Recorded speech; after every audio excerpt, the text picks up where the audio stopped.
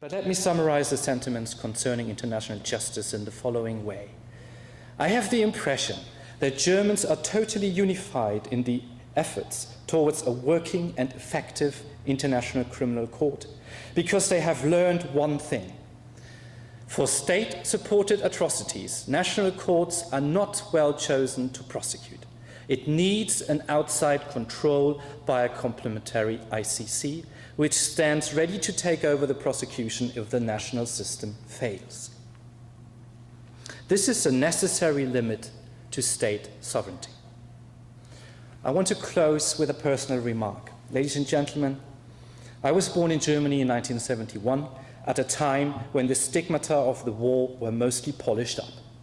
Germany was an occupied country, and I was told that the US soldiers which were stationed in my hometown were there in order to protect us against the Russians.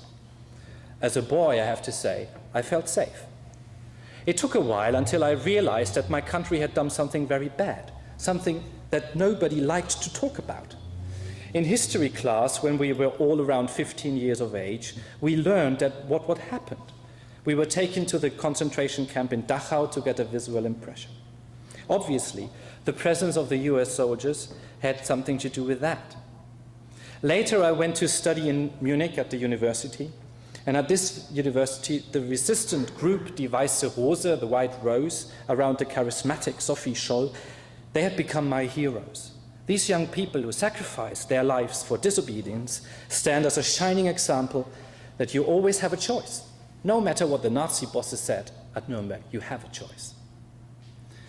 There is one more thing that I have come to appreciate more and more over this very special year of remembrance.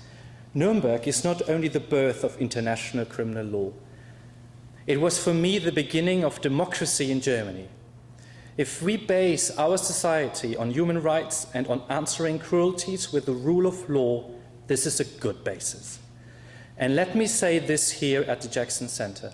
My idea of democracy is shaped by Justice Jackson and by what he expressed in his opening speech in courtroom 600 in the Palace of Justice of Nuremberg. I'm proud at what he did, and I have no words strong enough to express my appreciation and thankfulness for what he did for me and for my country. Thank you for your attention.